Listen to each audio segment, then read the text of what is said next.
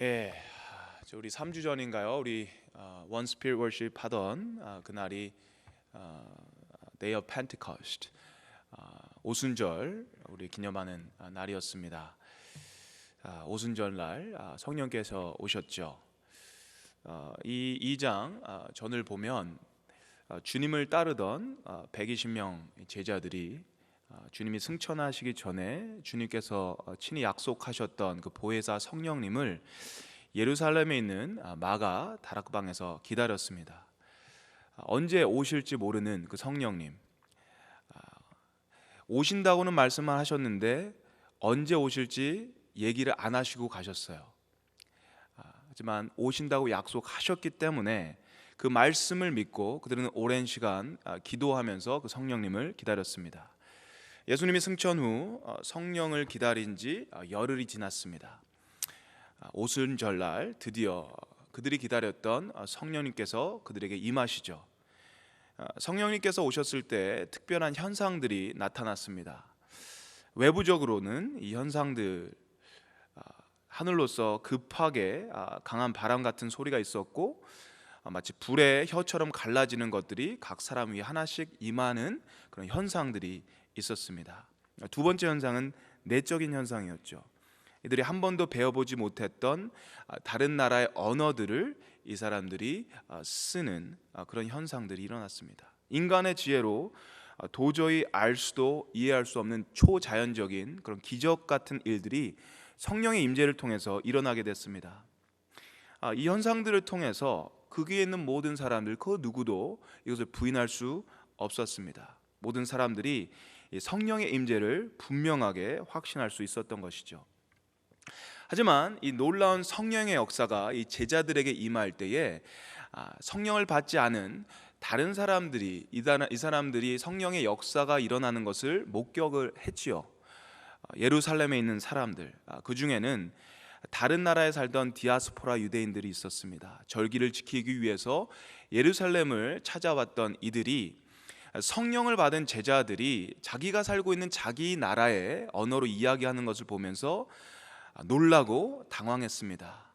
Some people were amazed and perplexed. 초자연적이고 기적 같은 일들을 보면서 amazed, 놀랐습니다. perplexed, 아주 신기해했습니다. 하지만 다 그런 반응을 보인 것은 아니었습니다. 그 중에 어떤 사람들은 제자들이 술을 많이 마셔서 이런 현상이 일어나는 것이다 하면서 놀리는 사람들도 있었습니다.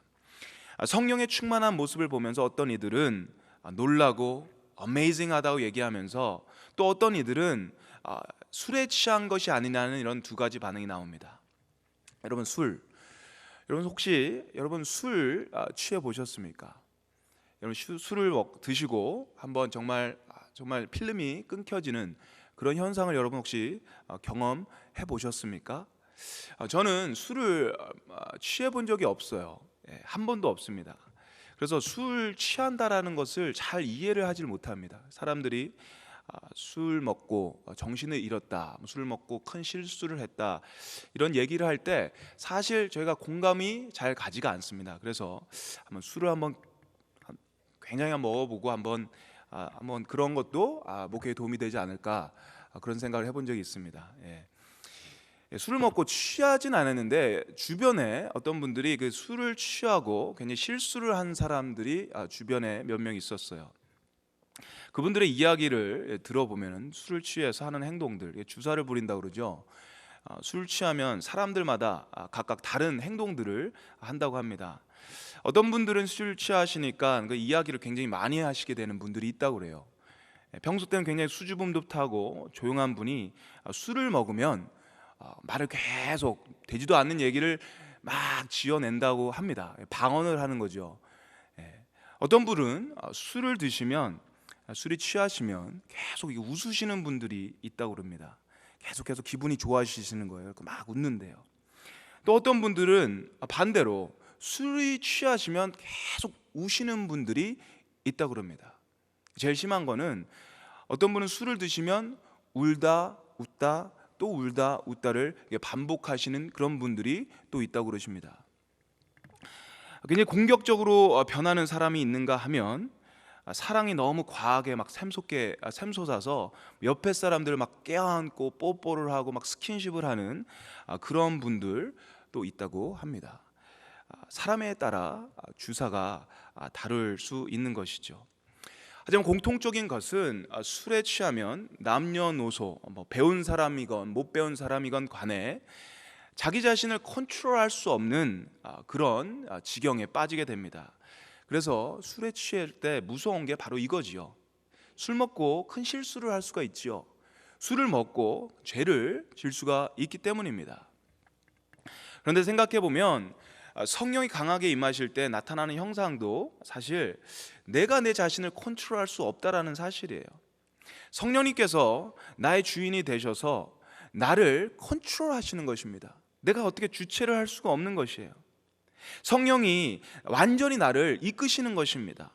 그것을 성령의 충만이라고 할 수가 있죠. 나의 본능과 이성과 나의 생각과 나의 어떤 그런 것보다 성령님께서 저를 그냥 컨트롤하시는 거예요. 이끄시는 것입니다. 그렇게 살 때에 우리는 성령의 충만한 삶을 산다고 할 수 있게 되겠죠. 저희는요, 이 성령의 충만함을 받아야 합니다.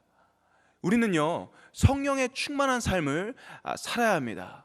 여러분, 술에 취하는 것이 아니라 성령에 취하는 삶을 저와 여러분이 살기를 주님의 이름으로 축원합니다. 성령이 임하시는 기적을 보면서도 어떤 애들은 놀라고 어떤 애들은 당황하고 또 어떤 애들은 술을 마셨다가 놀리는 반응이 보이는데, 갑자기 베드로가 이 11명의 이 소리를 듣자마자, 술 먹고 이 사람들이 이런 행동을 보인다라는 그 소리를 듣자마자 갑자기 베드로가 다른 11명의 제자들과 함께 같이 일어나서 이것은 술에 취해서 된 것이 아니라고 반박을 하기 시작합니다. 그리고 그들을 향해서 요엘 선지자, 그리고 다윗, 이런 구약의 그런 내용들을 가지고 이젠 설교를 시작하게 됩니다. 이것이 베드로가 하는 처음 하는 설교였습니다. 이것은 교회 역사상 베드로가 개인적으로 하는 첫 번째 설교이자 교회 역사상 처음 있는 설교가 되는 것입니다. 교회가 태어나서 처음으로 설교가 있는데 그것이 바로 이 베드로가 이 설교를 한 것이에요. 굉장한 역사적인 그런 시간입니다. 그리고 중요한 것은 이 설교가요, 이 베드로가 성령의 충만을 받아서 한 설교라는 것입니다. 그래서 이 설교는 우리에게 여러 가지로 주는 큰 의미들이 있다고 생각합니다. 14절을 우리 같이 한번 읽었으면 좋겠습니다. 14절 시작. 베드로가 11 사도와 함께 서서 소리를 높여 이르되 유대인들과 예루살렘에 사는 모든 사람들아, 이 일을 너희로 알게 할 것이니 내 말에 귀를 기울이라. 여러분, 여기서 저는요, 먼저 베드로가 11 사도와 함께 서서, 이 말이 제 마음에 확 다가왔습니다. 이 말이 무엇이죠? 베드로 혼자 성령에 충만해서 혼자 일어나서 북치고 장구치고 한 것이 아니었어요. 베드로는요, 다른 제자들과 함께 같이 일어나서 한 마음 한 뜻이 되어서 이 설교를 했다라는 해석입니다. 의미 있지 않아요, 여러분? 여러분, 어떤 연합 집회를 할 때 여러분 그 안에 키노 스피커라고 있어요. 여러 강사님들이 오십니다. 여러분, 코스타라든지 저 교회에서 저쪽 미팅하우스에 했던 플로이드라든지 여러 가지 컨퍼런스, 큰 컨퍼런스를 할 때 이런 키노 스피커가 있어요. 그것은 그 컨퍼런스의 그 팀의 가장 중심이 되는, 그 안에서 가장 인플루언셜하게 영향력 있게 강의를 하고 설교를 할 수 있는 사람이 바로 키노 스피커입니다. 이런 코스타 집회를 제가 예전에 섬겨봤어요. 여러분, 그 코스타가 2박 3일, 3박 4일 이렇게 하는데 여러 사람들이 오세요. 한국에서 오시고 미국에서 오시고 일본에서도 오시고 호주에도 오십니다. 많은 설교사들이 있어요. 강사님들이 있습니다. 목사님들이 계십니다. 선교사님들이 계십니다. 근데 그분들이 은근히 말은 안 하지만 가장 쓰고 싶은 그 자리가 있습니다. 여러분, 그 자리가 언제인 줄 아세요? 언제가 사람들이 제일 은혜를 많이 받을 수 있고 사람들에게 가장 많은 영향력을 미칠 수 있는 시간이라고 여러분 생각하십니까? 예? 예. 예. 저는 그게 이게 나오진 않았어요. 근데 제가 눈치를 보니까요, 제일 마지막 밤 설교를 강사님들이 하고 싶어해요. 네, 재밌죠? 그게 그 강사님들 그 오묘한 감정들이 있습니다. 묘한 감정들이 그 안에 계십니다. 굉장히 영향력들이 있고 훌륭하신 목사님들, 훌륭하신 선교사님들인데도 약간 이상한 그 안에서 이런 그런 감정들을 이렇게 정리하는 그런 작업을 저희들이 해야 돼요. 그렇게 원하던 그런 자리에 서지를 못하면 은근히 말은 안 하지만 상처받으시고 표현은 안 하지만 힘들어하시는 분들을 가끔씩 보게 됩니다. 사람이라서 그래요. 아무리 귀한 집회고 아무리 좋은 하나님의 귀한 말씀이 선포되는 자리이지만 인간들이잖아요. 저희들 인간들이잖아요. 그래서 누가 제일 그 인정받는 자리에 서고 싶어하는 그 마음, 그 제일 좋은 시간에 강의를 하고 싶어하는 그런 마음, 그런 거에 대해서 신경을 아예 안 쓸 수는 없다는 생각을 해요. 그런 생각을 할 때에 그 생각을 가지고 이 시간 한번 베드로를 바라봤으면 좋겠습니다. 11 제자들을 바라봤으면 좋겠어요. 역사상 정말 처음으로 있는 설교, 베드로만 성령 충만 받았나요? 아니죠. 다른 분들도 다 성령 충만 받았습니다. 근데 왜 베드로가 위에 올라갔을까요? 왜 베드로가 설교를 했었을까요? 그 누가 결정한 거죠? 성경은 나오지 않습니다. 왜 하필이면 베드로가 앞에 나와서 말씀 전하는 겁니까? 그 사람 정말 믿을 사람이 못 되지 않습니까? 예수님 따라간다고 했는데, 어디든지 따라간다고 했는데 주님을 배반하지 않았습니까? 3번이나 배신했던 사람 아닙니까? 굉장히 다혈질적이고 실수 많이 했던 사람 아닙니까? 겁쟁이에, 배신자에, 말만 좀 앞서는 이런 사람이 설교를 한다라는 것, 이거 좀 말이 좀 안 되지 않습니까? 여러분 어떻게 생각하세요? 저는 좀 탐탁치가 않아요. 베드로가 앞에서, 물론 베드로를 참 좋아하는 것도 있지만, 제가 만약에 그 설교자를 뽑는 사람이라면 아마 요한을 뽑지 않았을까 그런 생각을 합니다. 그죠? 요한은 끝까지 갔잖아요. 그죠? 끝까지 가고 예수님께서 요한에게 엄마 맡겼잖아요. 그만큼 신뢰를 가졌던 사람이에요. 그래서 모르긴 몰라도 요한이 얘기를 하면 그 사람들이 와 맞아, 요한이 그래도 베드로보다는 낫다 이런 생각을 하지 않았나 그런 생각합니다. 제가 이런 얘기를 하는 것은요, 제자들이요, 이 마가복음, 누가복음, 요한복음 이렇게 보면요, 그런 모습들이 툭툭 나오지 않습니까? 이 사람들은 포지션에 굉장히 목말랐던 사람들이었거든요. 이 포지션을 놓고 싸웠던 사람들입니다. 예수님이 왕이 되시면 서로 더 높은 자리에 자기가 차지하려고 싸웠던 사람들이에요. 네가 크냐 내가 크냐 유치한 그런 싸움을 했던 사람들이에요. 하나가 되지 못하던 사람들입니다. 분리되었던 사람들이에요. 서로를 신뢰하지 못했던 사람들입니다. 그런 사람들이 성령이 임하자 또 하나의 이 표현이 나오죠. 또 하나의 이 현상이 나오는데, 하나 되는 현상이 나오는 거예요. 제자들이요, 하나도 빠짐없이 일어나요. 이 베드로가 설교를 할 때 옆에 서게 됩니다. 배신자, 겁쟁이, 변덕쟁이, 이런 베드로 옆에 서서 하나 되어서 이 베드로를 서포트하는 거예요. 이런 감동적이지 않으세요? 여러 명의 사람들이 다 일어나서 이 베드로의 설교를 같이 서포트하는 그것을 여러분 상상해 보세요. 여러분 감동적이지 않으세요? 하나가 되어서 서로를 신뢰하고 서로를 존중하는 그런 모습들, 옛날에 모습들을 갖다가 덮어주고 이제는 성령이 오셨고 성령님께서 당신에게 역사하는 것입니다. 성령님께서 당신을 통해서 지금 설교하는 것입니다 라고 인정하고 서포트하는 거, 여러분 감동되지 않으세요?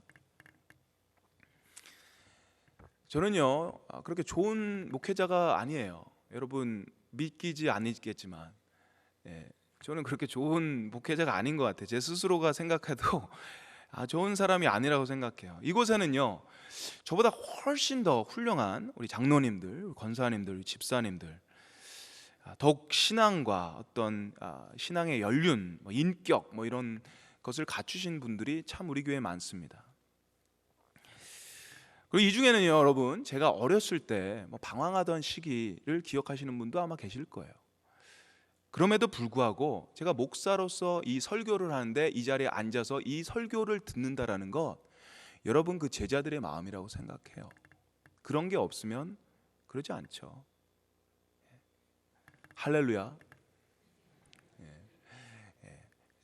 은혜입니다. 주님께서 하시는 것입니다. 11명의 다른 제자들 다 같이 일어나서 베드로와 함께 있습니다. 그래서 베드로가 성령 능력 받아서 설교로 큰 소리로 외칩니다. 근데 설교의 대상이 누굽니까?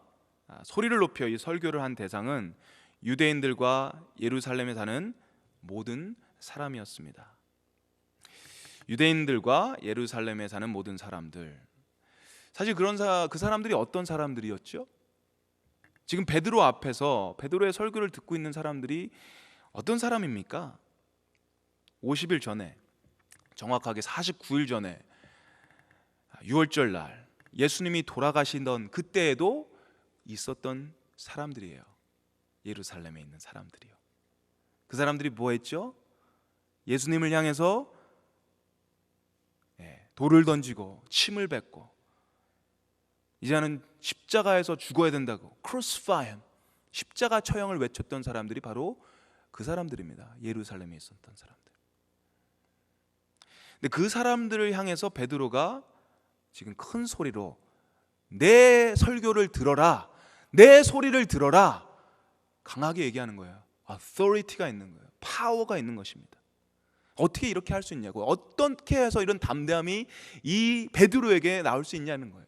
얼마 전까지만 해도 그렇게 겁쟁이로, 그 계집종이 얘기했을 때, 그죠? 닭이 3번 우는데 그때마다 세 번 배반을 하고 나중에는 결국 예수님을 저주했던 사람 아니에요?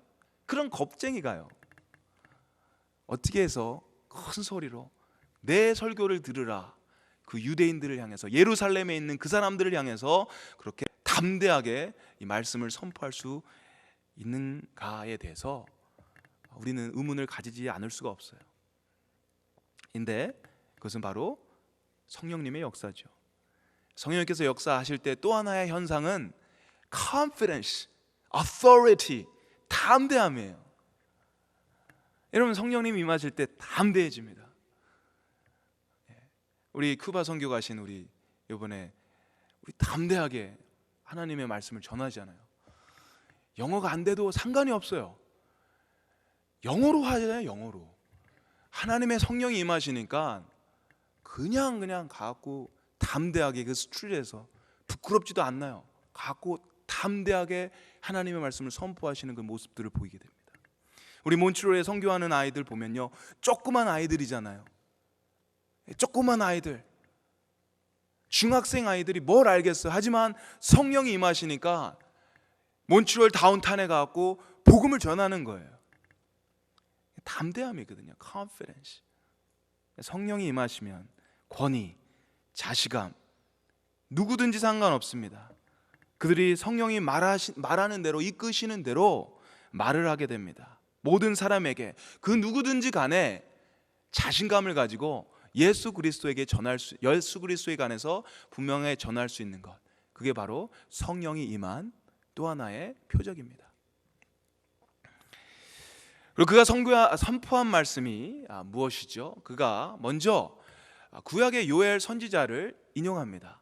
17절, 18절 우리 같이 한번 읽어봤으면 좋겠습니다. 아까 찬양했을 때 나왔던 그런 내용인데요. 17절, 18절 같이 읽겠습니다. 시작. 쓰기를 알세 내가 내 영을 모든 육체에 부어 주리니 너의 자녀들은 예언할 것이요 너의 젊은이들은 환상을 보고 너의 늙은이들은 꿈을 꾸리라.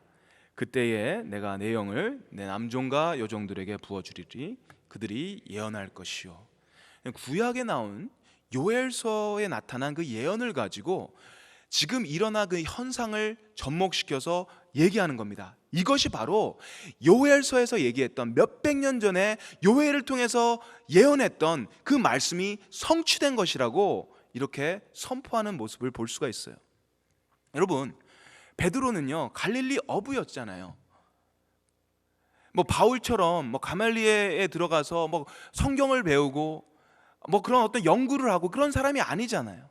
특별히 성경에 대해서 교육을 받은 사람이 아닙니다. 그럼에도 불구하고 구약의 요엘에 대해서, 구약에 있는 다윗에 대해서 그분들을 다 레퍼런스하면서 지금 일어나고 있는 성령의 역사, 지금 일어나고 있는 이 성령의 역사와 예수 그리스도의 관계에 대해서 아주 정확하게 얘기를 하는 거예요. 이것이 베드로 입에서 나오는 것이 또 하나의 큰 기적입니다. 요엘서를 가지고, 구약을 가지고, 다윗을 가지고 지금 일어나는 이 일들에 대해서 접목시켜서 얘기할 수 있는 이 탁월한 능력, 갈릴리 총구석 무식한 베드로의 입에서 이렇게 나오는 것은 기적이에요. 하지만 답은 역시 성령님이죠. 성령님의 역사입니다. 여러분, 우리가 성경 공부를 할 때에, 큐티를 할 때에 여러분 항상 기도하는 것이 무엇이죠? 성령님, 제가 잘 이 말씀을 공부할 수 있도록 인도해 주십시오. 이 기도를 꼭 하지 않습니까? 아무리 저희가 성경을 읽고 성경을 공부한들 주님을 정말 잘 알려면요, 주님에 대해서 정말 그분이 저의 주인 되심을 알려면 이런 공부로 되지 않습니다. 이 어프로치가 여러분 학문으로 되지 않는 거예요. 주님께서 여러분의 마음을 여시고 여러분의 눈을 여시고 그 깨닫게 해주셔야지 성경 말씀이 하나씩 들어오게 되는 거더라고요. 전에도 말씀드렸다시피 여러분 굉장히 성경에 대해서 아시는 분들이 많이 계십니다. 근데 그분들이 다 예수님 믿는 거 아니거든요. 그분들이 다 성령의 역사를 믿는 게 아니거든요. 학문으로 이 성경을 가지고 이것은 어떤 역사책이다, 도덕책이다, 어떤 literature이다, 문학이다, 이런 식으로 접근을 하고 성경을 보는 사람들이 있어요. 근데 그런 분들이 주님을 주님이라고 고백하지 않습니다. 주님의 도움 없이는 저희는 이 성경을 아무리 읽어도 이해할 수 없는 것입니다. 그래서 이것이 바로 하나님의 말씀이라고 그러는 것이요. 성령님께서 우리의 눈을 여셔야 됩니다. 성령님께서 저희들의 마음을 여셔야 됩니다. 그리고 저희를 가이드해 주셔야 돼요. 성령님께서 베드로의 눈을 여신 거예요. 성경을 바로 이해할 수 있는 그 눈을 여신 것입니다. 그래서 총구석에 아무것도 모르는 이 무식한 베드로도 성경을 읽을 때 이것이 마음에 와닿은 거예요. 이것을 그래서 해석하고 선포할 수 있었다라는 것입니다. 그것이 바로 성령의 또 다른 역사예요. 표적이었습니다. 그리고 우리 22절부터 24절까지 우리 한번 같이 또 한번 읽어봤으면 좋겠습니다. 우리 베드로가 계속해서 이제 설교를 하는데요. 22절, 24절 같이 한번 읽었으면 좋겠습니다. 시작. 이스라엘 사람들아, 이 말을 들으라. 너희도 아는 바와 같이 하나님께서 나사렛 예수로 큰 권능과 기사와 표적을 너희 가운데서 베푸사 너희 앞에서 그를 증언하셨느니라. 그가 하나님께서 정하신 뜻과 미리 아신 대로 내준 바 되었거늘 너희가 법 없는 자들의 손을 빌려 못 박아 죽었으나 하나님께서 그를 사망의 고통에서 풀어 살리셨으니 이는 그가 사망에 매여 있을 수 없었음이라. 아멘. 지금 이 베드로가 전하는 얘기가 무엇입니까? 나사렛 예수에 대해서 얘기하는 것입니다. 나사렛 예수는 그냥 태어났던 사람이 아니라 하나님께서 미리 택하시고 정하신 하나님의 뜻 안에 계셨던 분이라고 얘기하는 거예요. 그 나사렛 예수가 죽었고 또 부활했다라는 사실을 분명하게 선포하고 있습니다. 그리고 23절에는 그가 하나님께서 정하신 뜻과 미리 아신 대로 내준 바 되었걸 너희가 법 없는 자들의 손을 빌려 못 박아 죽였으나. 여러분, 어떻게 이런 얘기를 할 수가 있죠? 여러분, 이 사람들은요 아직 성령을 모르는 사람들이에요. 아직 예수님이 누군지 모르는 사람들입니다. 여러분, 성령을 모르고 예수님을 모르는 사람들한테 우리가 어떻게 복음을 전해야 되죠? 우리가 무식한 방법으로 전하지 말자라는 그런 얘기를 참 많이 해요, 사실. 근데 그것도 맞아요. 너무 막 가갖고 막 예수 천당, 불신 지옥 이러기는 좀 아닌 것 같아요. 너무 막 무식한 방법으로 정말 가갖고 막 사람을 갖다가 너 예수 믿어야지 천당 간다 이렇게 막 너무 막 그렇게 하기는 이 세상이 많이 바뀐 것 같다는 생각이 많이 듭니다. 그런데 이 말씀을 보면, 베드로의 말씀을 보면 그 방법도 필요하겠다라는 생각을 제 마음속에 갖게 돼요. 그것 역시 하나님께서 하시는 방법이구나라는 생각을 갖게 됩니다. 이 사람들은 예수님을 모르는 사람들이고 성령을 알지 못하는 사람이에요. 그래서 우리가 아는, 저희가 좀 indirectly, 정말 straightforward 얘기하지 않고 조금 나이스하게 이 사람들의 컬처를 알고 이 사람들의 분위기를 알고 이 사람의 신앙의 어떤 레벨을 알기 때문에 그래, 처음부터 합시다. 처음부터 우리 사랑합니다. 뭐 처음부터 베이직부터 조금 채우면서 서로 뭐 티 마시고 커피 마시고 이렇게 하는 그런 분위기를 만드는 게 사실 맞잖아요. 저희한테는 서로 알아야 되니까, 릴레이션십이 중요하니까. 근데 여기는요 그런 게 전혀 없어요. 굉장히 찌르는 설교를 하는 거죠.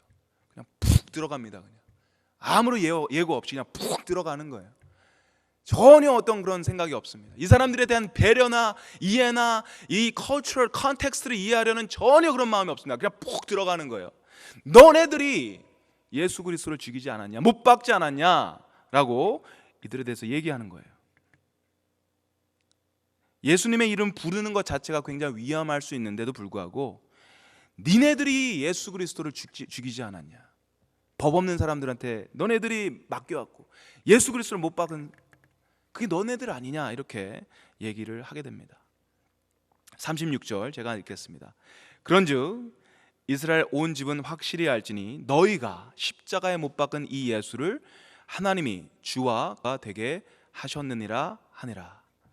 36절에 또 이렇게 얘기하죠. 너희가 십자가에 못 박은 이 예수를 하나님이 주와 그리스도가 되게 하셨느니라.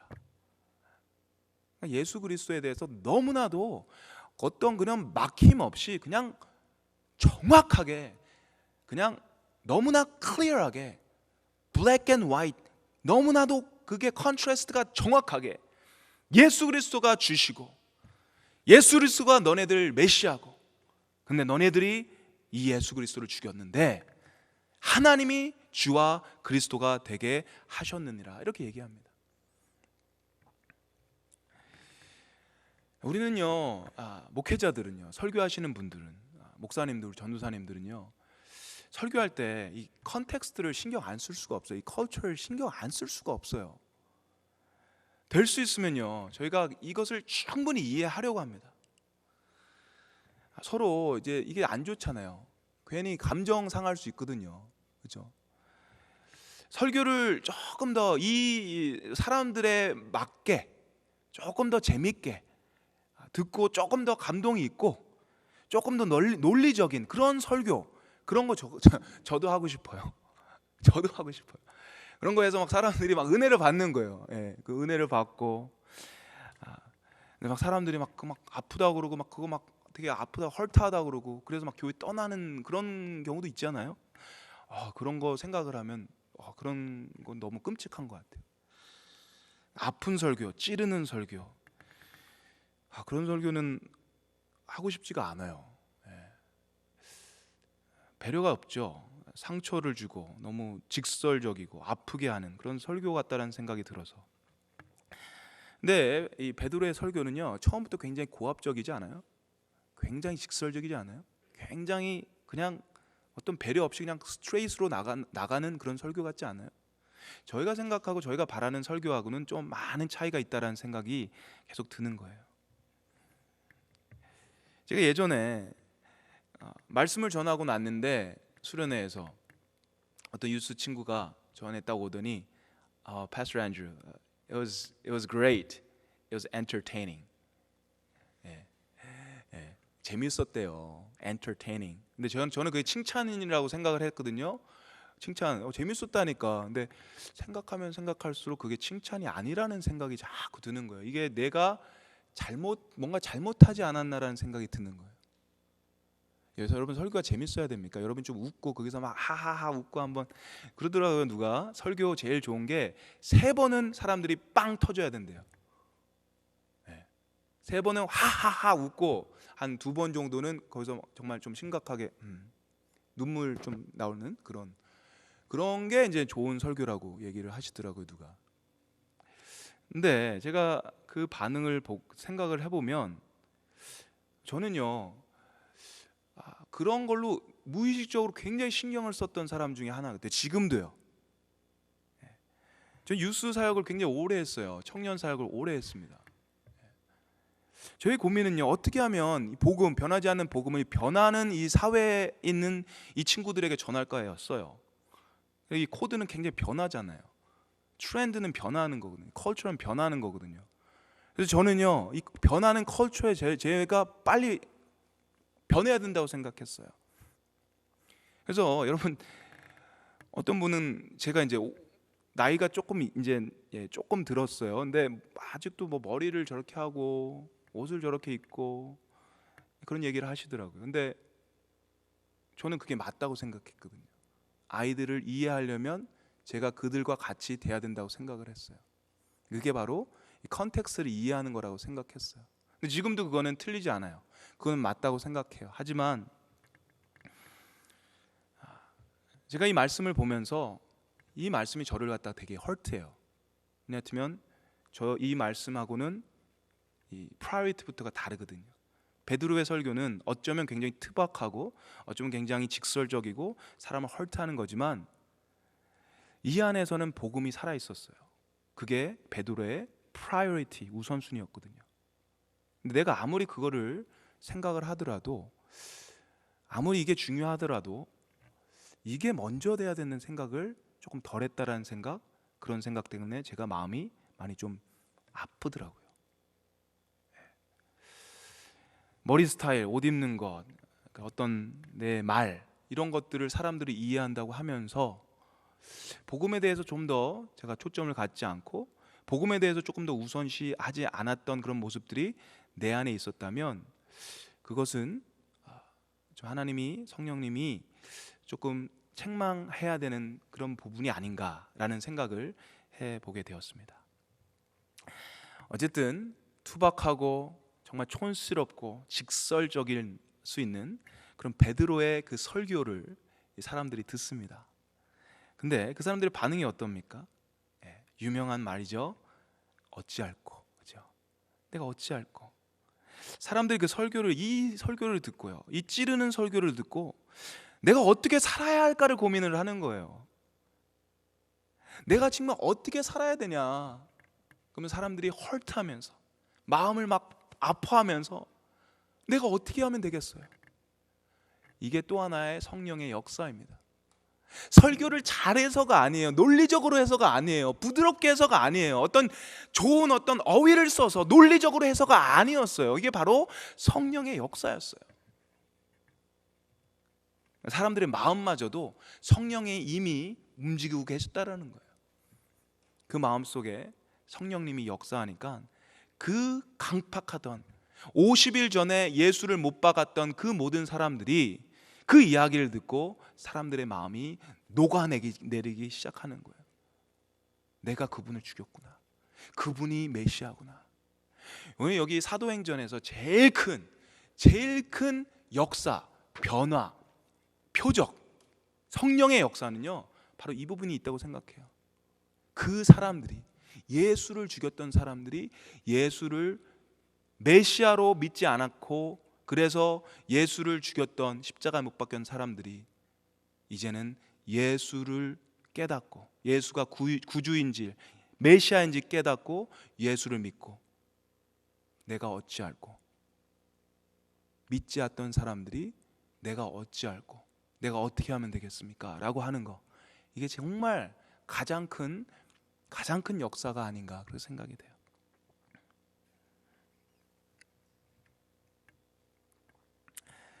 사랑하는 성도 여러분, 저희가 교회에서 추구해야 되는 방향들이 있습니다.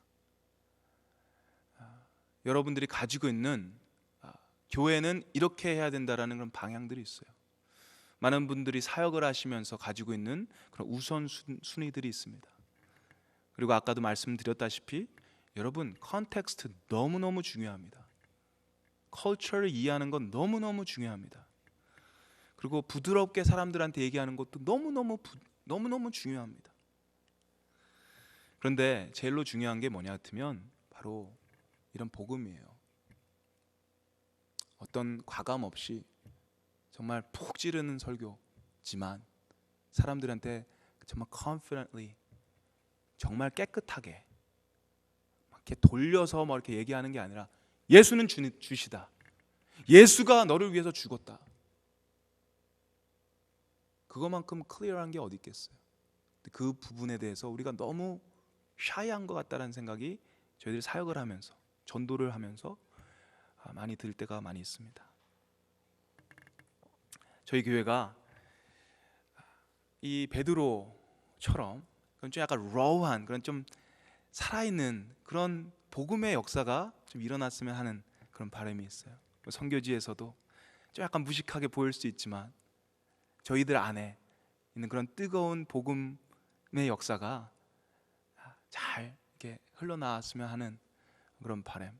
저희 교회 안에서 많은 사역이 있지만 이 안에서도 와이즈하게 성령님께서 주신 지혜를 가지고 하지만 주님의 그 우선순위와 컴프로마이즈 하지 않고 주님의 그 복음을 담대하게 전할 수 있는 저와 여러분 되시기를 주님의 이름으로 축원합니다. 다 같이 한번 기도했으면 좋겠습니다.